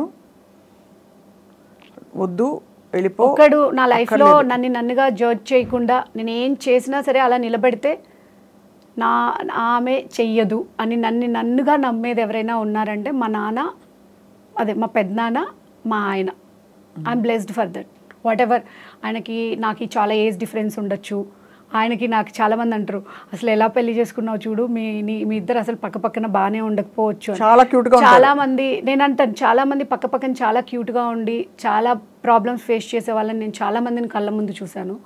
మా husband is a workaholic, not a responsible. ఆయనకి సినిమా అంటే పిచ్చి, అందుకని మా దగ్గర ఎక్కువ టైం స్పెండ్ చేయకపోవచ్చు, కానీ మమ్మల్నిగా బతికే ఛాన్స్ ఇస్తున్నాడు. మేము ఇన్ని రోజులు ఇన్ని ఊర్లు తిరుగుతున్నాం అంటే ఆయన సంపాదించకపోతే మేము తిరుగుతామా? హీ అలౌస్ అస్ వాట్ మేము ఎలా ఉన్నామో అలా. నన్నుగా 10 మంది వచ్చి నా గురించి చెప్పినా కూడా మా ఆవిడ నాకు తెలుసు అని నా పక్కన నిలబడ్డే ఒకే ఒక్క మనిషి ఎవరైనా ఉన్నారు అంటే. బట్ ఎక్కువ టూర్లో ఉంటారా కన్నన్ గారు? కన్నా ఎక్కువ తమిళ్, ఆయనకి 9 languages తెలుసు. ఆల్మోస్ట్ అన్ని మూవీస్కి వర్క్ చేస్తారు. కన్నడ, తమిళ్, తెలుగు, మలయాళం, హిందీ మూవీస్. సో వారంలో 4-5 రోజులు ఉంటారా? వారంలో అంటే నెలలో 20 రోజులు బయట ఉంటే 10 days ఇంట్లో ఉంటారు. ఇంకా 10 days ఇంట్లో ఉన్నప్పుడు ఇక్కడ వర్క్స్ ఉంటాయి కదా, ఇక్కడ మూవీ కమిట్మెంట్స్. పిల్లలకి టైం ఇస్తారు కదా? మాకి పిల్లలకి టైం అంటే ఇదే, మేము మధ్య మధ్యలో ఫోన్లు మాట్లాడుకోవడం, ఇంట్లో ఉన్నప్పుడు చూసుకోవడం, ఎలా ఉన్నా అంతే. అంతకు మించి we don't get much time. ఇంట్లో ఫైనాన్షియల్ కంట్రోల్ ఎవరిది? అన్నీ నావే. అన్నీ నువ్వే కదా? ఉన్నా అడగడానికి ఉండదు. లేకపోతే మా ఆయన ఒక 10 లక్షలు ఇచ్చినా ఒకటే, ఒక 10 నెలలు ₹1 ఇవ్వకపోయినా అడగడానికి ఉండదు, ఇచ్చేది నాకే. కాబట్టి నువ్వు అర్థం చేసుకుని సర్దుకుపోవాలి అంతే. అది అప్పుడు బాధేస్తుంది. అండ్ ఒకటి గ్రహించేసావు, నేను ఎంత మంచి వాళ్ళైనా సరే ఎవరి మీద మనం డిపెండ్ అవ్వకూడదని డిసైడ్ అయిపోయి. అందుకనే నాది నేను చూసుకోవాలి అంటే వాట్ ఎవర్ మనం నీట్గా. నేను ఒకటి ఫీల్ అవుతాను, నేను ఇన్ని పనులు చేసావా, ఇన్ని జాబులు చేసావా, అవును నేను ఊడవమంటే కూడా నీట్గా ఊడ్చుకొని. నేను ఇప్పుడు చెప్తాను, నేను ఎవరింటికన్నా టేక్ కేర్గా పిల్లల్ని చూసుకోవడానికి వెళ్ళినా నన్ను మంచిగా పెట్టుకుంటారు, 3 పూట్ల అన్నం పెట్టి నాకు 10,000 జీతం ఇస్తారని చెప్తాను. I feel proud on that. ఎందుకంటే నేను నిజాయితీగా పని చేస్తాను, నీట్గా పని చేస్తాను. ఆ పని చేయడంలో మనం ఏ పనైనా చేయొచ్చు. అవును, మనమేమి దొంగతనం చేయట్లేదు, తప్పు పని చేయట్లేదు, 10 మందిలో తప్పు అనే పని చేయట్లేదు. నీతిగా బతకడానికి ఏముంది చెప్పండి? So what ever work it will come, I will do that. నేను నా పిల్లలకి కూడా అదే చెప్తాను, వేరే వాళ్ళు పేరు పెట్టద్దు. నువ్వు స్వీపింగ్ చేసినా సరే ఇంకొకరు వచ్చి సరిగ్గా ఊడవలేదని నిన్ను అనకూడదు. ఆ పనిలో 100% నువ్వు ఉండాలి. అవును, నేను ఏది చేసినా 100% న్యాయంగా చేయాలనుకుంటా. దాని తర్వాత పిల్లలు పుట్టిన తర్వాత రెస్పాన్సిబిలిటీస్, ఇల్లు చూసుకోవడము. కన్నన్ నా డెలివరీస్ అప్పుడు కూడా తను తమిళ్ మూవీస్ చేసేవాడు, సూర్య మాస్ మూవీ, ఆ మూవీస్లో బిజీగా ఉన్నాడు. నేను ఒక్కదాన్నే హాస్పిటల్స్కి వెళ్ళడము, రాత్రి పగలు.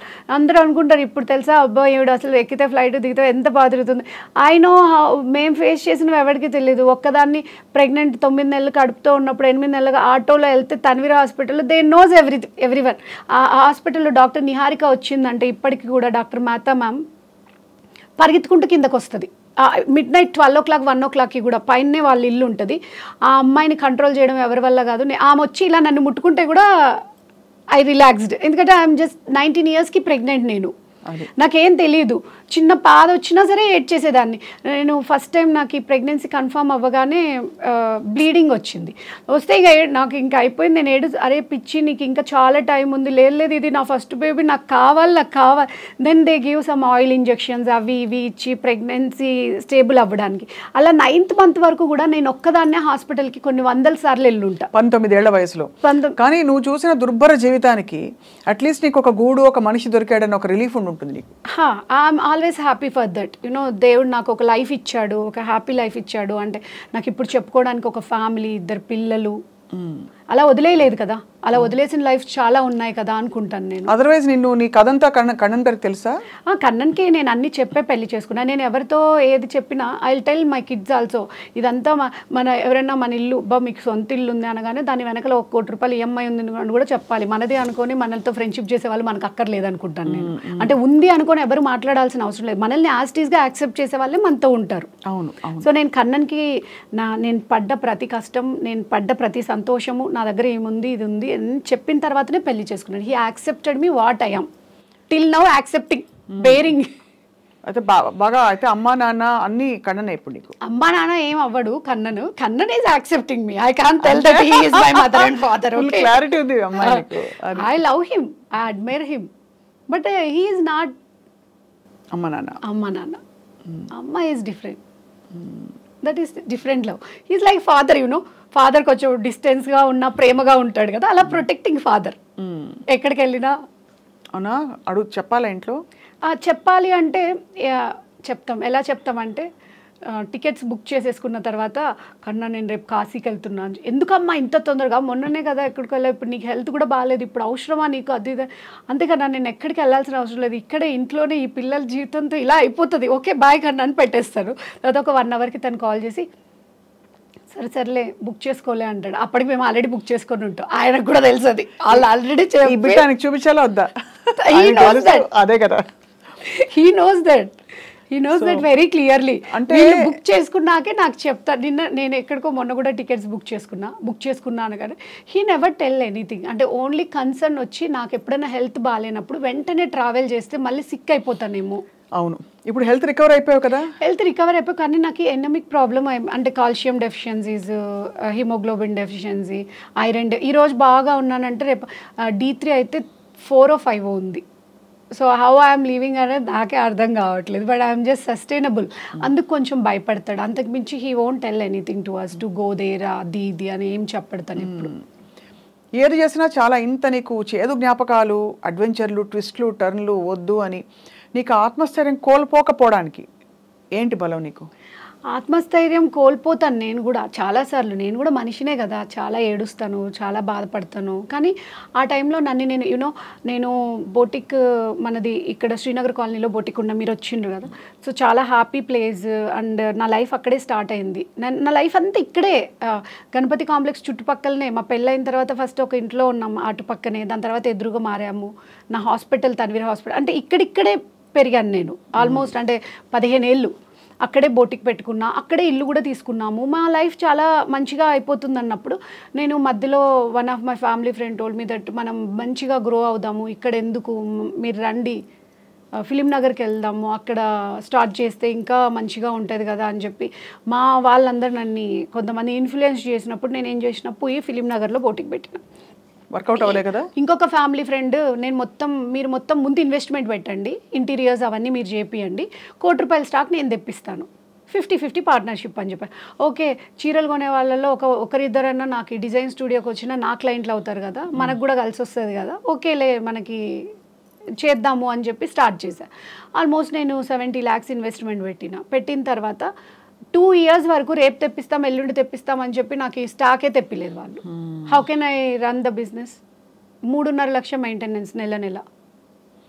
బాగా కష్టపడి ఇంకా వైండ్ అప్ చేశా. ఎవ్రీ మంత్ కన్నన్ సంపాదించేదంతా ఆ రెంట్లు కట్టడానికి, నేను సంపాదించేదంతా దాని మీద పడ్డ. మధ్యలో నాకు సర్జరీస్ అవ్వడము, ఆ స్ట్రెస్ తీసుకోలేకపోయాను. నేను మనిషినే కదా, ఎందుకు ఇట్లా అయ్యింది? చాలామంది అన్నారు లైక్ నువ్వు కరోనాలో చాలామందికి హెల్ప్ చేసావు కదా, దేవుడు నీకు హెల్ప్ చేశాడు అనే వాళ్ళు ఉంటే, ఉన్న డబ్బులన్నీ కరోనాలో ఆ ఊరికి అందరికీ పంచిన వాళ్ళు ఎవరన్నా వచ్చి ఇస్తున్నారా ఇప్పుడు? అందుకే అపాత్ర దానం మంచిది కాదు అని అన్న వాళ్ళు కూడా ఉన్నారు. But we never regret what we did in our life. అంటే నేను పుట్టడమే పాపమేమో అనిపించింది. అంటే నా వల్ల అంటే అన్నీ ఫెయిల్, అంటే నేను ఎంత ముందుకెళ్తుంటే అంత పడిపోతుంటే ఎలా అనిపిస్తుంది? చిన్నపిల్లలు, ఒక ఫెయిల్యూర్ మదర్ అయిపోయాను. అండ్ మాకు చెప్పుకోవడానికి ఎవరు లేరు. కన్నా కూడా బిజీగా ఉంటుండేవాడు. కన్నా ఏం చెప్తారు, ఎప్పుడు ఏం కాదని చెప్తాడు, కానీ తను వినడు నేను చెప్పేది. అంటే sometimes he is matured guy, ఇవంతా తనకి చాలా చిన్నగా అనిపిస్తాయి. తను ఎలా అంటే పడిపోతే పడిపోదాము, మళ్ళా ఎక్కిన మెట్లే కదా వచ్చేద్దాం అనుకుంటాడు జీరో నుంచి. నేను ఎలా అనుకుంటానంటే మనం ఇంకా పెరగకపోయినా పర్వాలేదు, పడిపోకూడదు, మనం మెయింటైన్ చేయాలి ఈ లైఫ్ని అని నేను అనుకుంటాను. దాంట్లో నాకు కన్నన్కి బిజినెస్ లాస్ అయినప్పుడు, నాకు సర్జరీస్ అయినప్పుడు అసలు డే అండ్ నైట్ నేను చాలా సఫర్ అయ్యాను. ఇక్కడ సర్జరీ అయినప్పుడైతే ఇట్లా నీళ్ళు తీసుకోవడానికి కూడా చెయ్యి ఎత్తడానికి రాలేదు. ఇంట్లో మనుషులు ఎవరు లేరు. పిల్లలకి అన్నం పెట్టలేక నేను హరే కృష్ణ సమ్మర్ క్యాంప్లో జాయిన్ చేసే, ఇద్దరికి టైంకి వాళ్ళైతే ఫుడ్ పెడతారు కదా అని చెప్పి. అప్పటికి నేను కొన్ని వేల మందికి అన్నం పెట్టుందాన్ని. నాకు లేరు అనుకుంటే నాకు ఎలా అనిపిస్తుంది? And I never ask anyone, I never tell my problem with anyone. తల్లి ఎంత కష్టం చూసావు. అప్పుడు బోటిక్ విషయంలో నేను నా లైఫ్లో పెద్ద తప్పు ఏదన్నా చేశాను అంటే దాన్ని షిఫ్ట్ చేయడం, మనుషుల్ని నమ్మడం. ఆ మనుషులు దాన్ని నన్ను అడ్వాంటేజ్గా తీసుకొని నన్ను గుప్పట్లో పెట్టుకోవాలి అంటే, ఇప్పుడు ఇది స్టాక్ తెప్పియాలంటే మనం ఏమైనా చేయొచ్చు దీన్ని అన్నట్టు ఆడుకున్నారు జీవితంతో.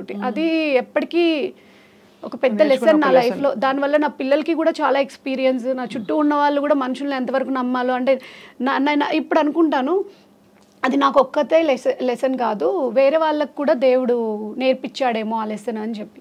లాస్ట్ మ్యారేజ్ డే కన్నా దగ్గరికి ఫస్ట్ టైం నా లైఫ్లో నేను వెళ్ళి, థ్యాంక్ యూ కన్నా ఫర్ బీయింగ్ విత్ మీ, నన్ను పెళ్లి చేసుకున్నందుకు హోల్ హార్టెడ్గా నేను నీకు చెప్తున్నా. ఈరోజు ఈ 15 ఏళ్లలో నువ్వు కాకుండా ఎవరున్నా నా లైఫ్ వేరేలాగా ఉండేది.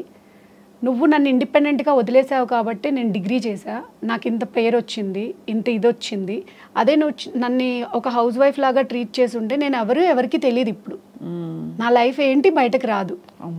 నువ్వు నన్ను వదిలేసావు. ఒక చెట్టు బతికితే బతుకుద్ది, పోతే పోద్ది, ఎండకి వానకి వదిలేసావు. నన్ను నిలబెట్టావు. నువ్వు ఉన్నా లేకపోయినా నన్ను బ్రతికేలాగా నిలబెట్టావు. కొన్నిసార్లు కొంతమంది వ్యక్తులు మన లైఫ్లో మన స్ట్రాంగ్ చేయడానికి కూడా వస్తారు.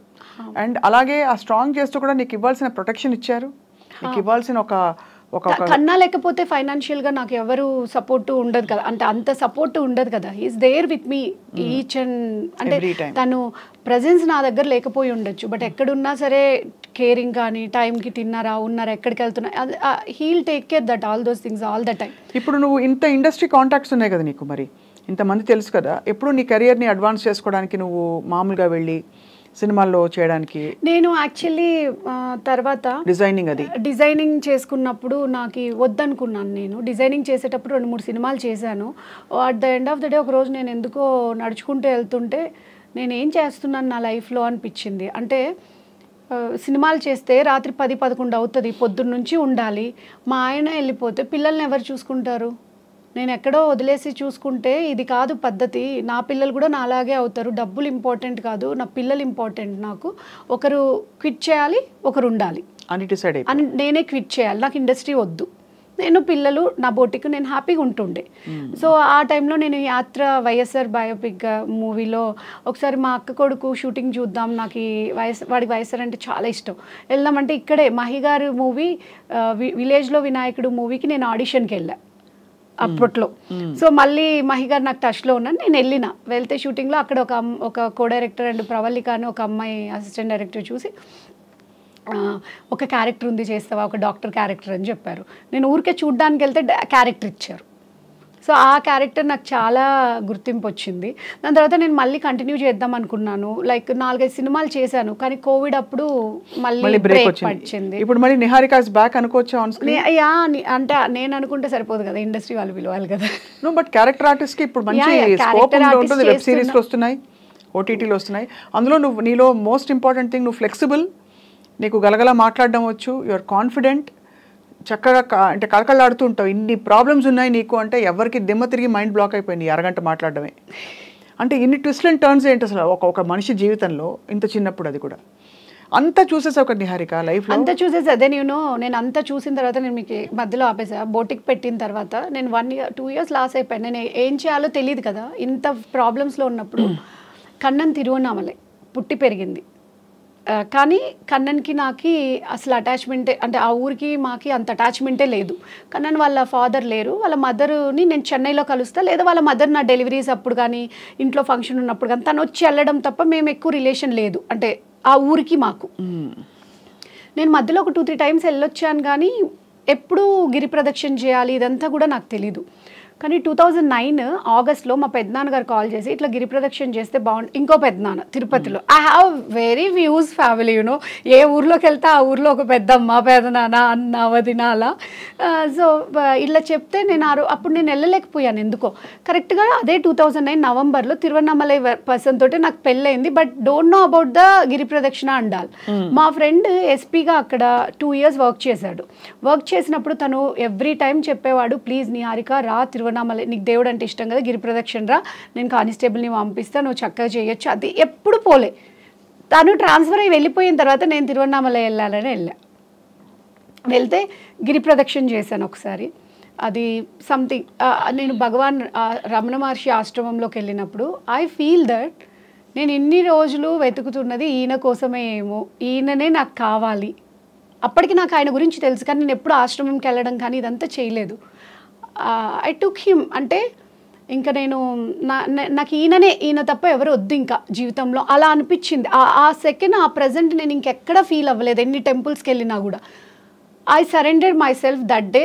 He is my guru, he is my Bhagwan, he will show me right path, అంతే. అది నవంబర్లో వెళ్ళా. దాని తర్వాత వెంటనే 1 వీక్ లోపే, ఒక 10 డేస్ లోపే మళ్ళీ వెళ్ళా. 1 వీక్ స్టే చేసాం ఆశ్రమంలో. జనవరిలో నేను మళ్ళీ తిరుపతి వెళ్ళాను. తిరుపతి నుంచి రమణాశ్రమంకి వెళ్ళాను. అప్పుడు మొత్తం మునిగిపోయి ఉన్నాను. అంటే నాది ఏ తప్పు లేకపోయినా సముద్రం పక్కన ఏదో మనం నిలబడుకొని ఉంటే మిమ్మల్ని మేము అవతలు చేరుస్తామని చెప్పి ఒకరు తీసుకెళ్ళి ఒక షిప్లో మధ్యలో వదిలేసి మేము వెళ్ళిపోతున్నామని వెళ్ళిపోతే ఎలా ఉంటుంది? పొద్దున నిద్రపోయి పొద్దుట లేచేసరికి మనుషులు ఎవరు కనపడకపోతే, చుట్టూ మొసళ్ళు, మధ్యలో నువ్వు, మనుషులు ఎవరూ లేరు. అలాంటి సిచ్యువేషన్లో నేనున్నా. నేనేం చేయాలో నాకు తెలీదు. నేను బ్రతకాలా పోవాలా? నా పిల్లలు 2, మేము 3 వెళ్ళాం ఆ రోజు అక్కడికి. ఒకటి నాకు ఏడ్చి నాకు ఏడవడానికి కూడా నీళ్ళు లేవు ఆ టైంలో. నేను ఏం చేయలేను, ఏం చెప్పుకోలేను. ఏం చేయాలి చెప్పు భగవాన్, నువ్వు తప్ప నాకు ఇంకెవ్వరు లేరు, నువ్వే చూపించు అని చెప్పి వచ్చి అడిగాను.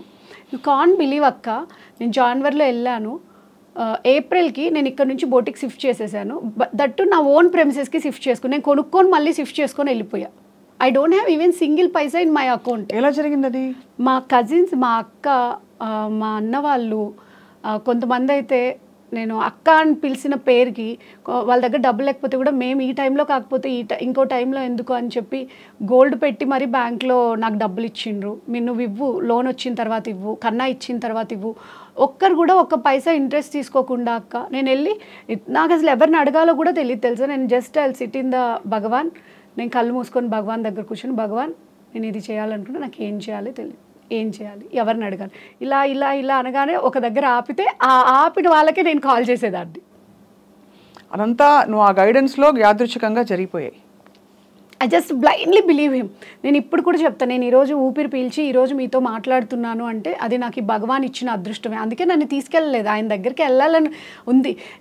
ఇంకా అప్పటి నుంచి మా ఆయన మీద ప్రేమ ఎంత ఎక్కువ అయిపోయింది తెలుసా నాకు. Everyday I love him more more more because he's from Tiruvannamalai. అది ఈ born in Tiruvannamalai, what a great person is. ఈ బార్న్ ఎంత అదృష్టం ఉండాలి. పుట్టాడు, పెరిగాడు, కొన్ని వందల సార్లు రమణాశ్రమంలో ఉన్నాడు, గిరి ప్రదక్షిణ చేశాడు. ఇంకా అతన్ని అడ్మైర్ చేయడం పెళ్లి జరిగిందేమో కూడా. అదే ద డెస్టినీ. యూనో మా మదర్ పేరు వెంకటరమణమ్మ, భగవాన్ పేరు వెంకటరామన్. నన్ను భగవాన్ ఎప్పుడో చూస్ చేసుకున్నారు. ఎప్పుడో మా అమ్మ కడుపులో పుట్టకముందే ఏమో మా అమ్మనే చూస్ చేసుకున్నారేమో.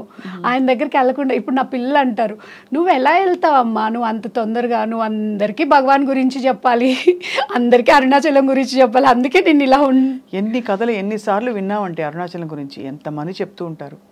మొన్న కూడా నాకు జయలలిత గారు ఇంటర్వ్యూ చేసినప్పుడు వాళ్ళ ఇంట్లో కూడా రమణ మహర్షి అంటే ఒక పెద్ద ఫోటోగ్రాఫ్ ఆవిడ చెప్తోంది. ఎలా ఉంటదంటే ఇల్లంతా భగవానే ఉంటారు, ఎటు చూసినా. మాకు ఇంకేది మెడిటేషన్ చేస్తావా? అది కూడా నేను చెప్తాను. నేను అసలు మెడిటేషనే ఎప్పుడో ఒకసారి చేస్తాను. నేను కళ్ళు మూసుకోవాలంటేనే నాకు భయం ఇప్పటికీ. How he చూస్డ్ me I don't know. I have a charter box. అంతే. మా ఆయననే నన్ను భరించలేకపోతున్నాడు. నా మాటలకి సైలెంట్గా వెళ్ళి డోర్ వేసుకుంటూ ఉంటాడు. పాపం భగవాన్ కదా అనిపిస్తూ ఉంటుంది, నేను చెప్పేవన్నీ వింటూ ఉంటాడు అని చెప్పి. ఆమె వైస్ ప్రెసిడెంట్ ఉంటారు రమణాశ్రమంలో. Is very close to my heart. I will call him అప్ప. మొన్న వచ్చారు కదా మీ ఇంటికి? వచ్చారు కదా అప్ప. అంతకుముందు అంకుల్ అనేదాన్ని.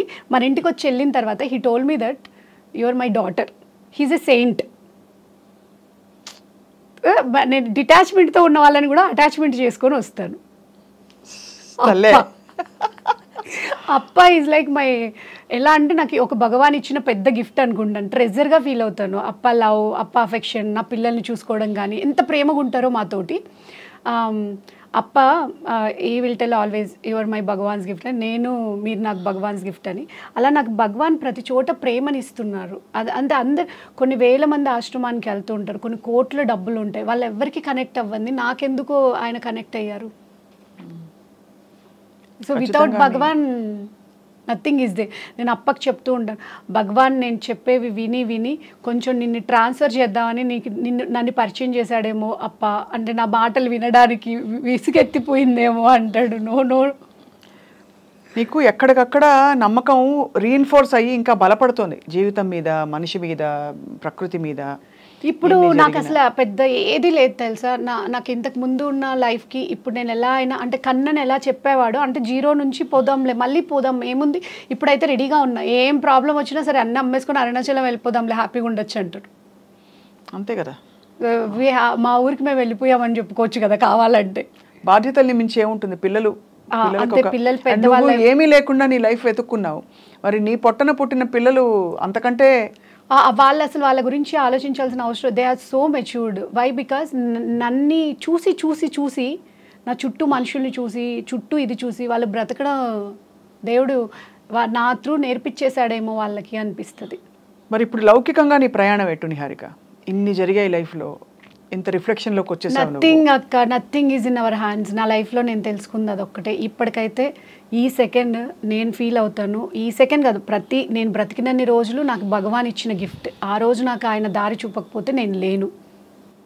నేను ఈరోజు బ్రతుకున్నానంటే ఆయన దగ్గర ఉంటే చాలు, నాకు ఇంకెవ్వరూ అక్కర్లేదు అనుకుంటాను. ఎవ్వరు ఏ రిలేషన్ కూడా వద్దనుకుంటా.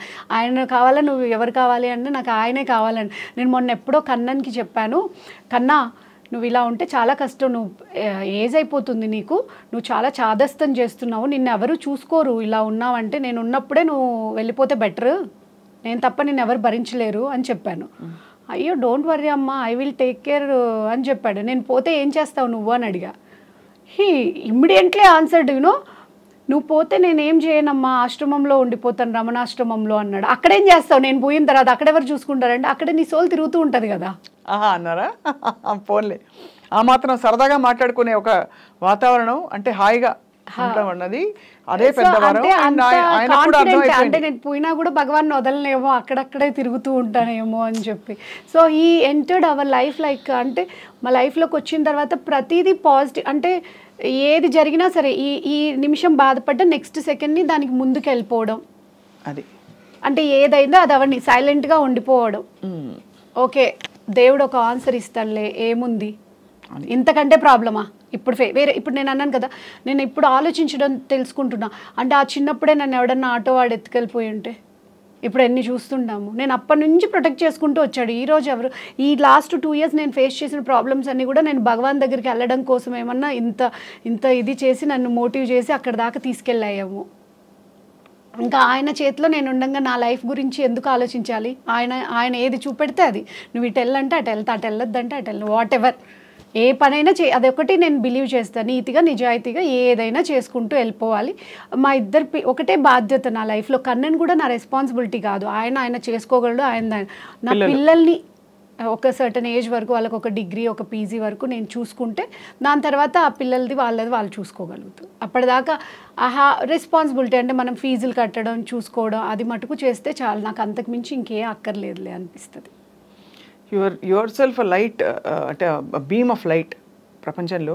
ఎప్పుడు నేను చూసినా, నీ పోస్ట్ చూసినా కూడా ఒక స్పార్క్ కనిపిస్తుంది, ఒక అట్రాక్షన్ ఉంటుంది. నేను ఇంతమంది సెలబ్రిటీలు, ఇంతమంది అంటే రకరకాల మనుషుల ఫెలో జర్నలిస్ట్ ఉంటారు, మీడియా పీపుల్ ఉంటారు.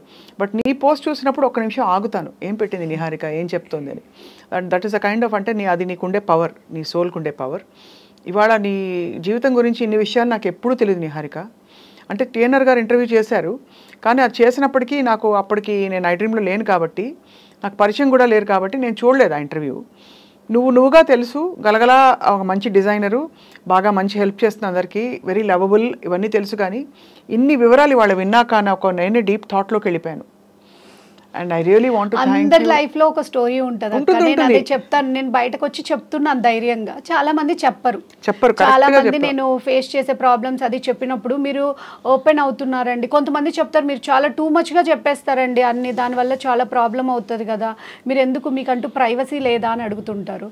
I don't feel that privacy. చాలామంది దాన్ని ఇన్స్పైర్ అవుతూ ఉంటారు, దాన్ని చాలా హ్యాపీగా తీసుకునే వాళ్ళు ఉంటారు. ఐ డోంట్ నీడ్, అట్లీస్ట్ నా టీఎన్ఆర్ గారి ఇంటర్వ్యూ చూసిన తర్వాత కొన్ని వందల మంది కన్నన్కి చెప్పుంటారు, మీరు నిహారిక వాళ్ళ హస్బెండా అని అడుగుతూ ఉంటారు కన్నన్ని.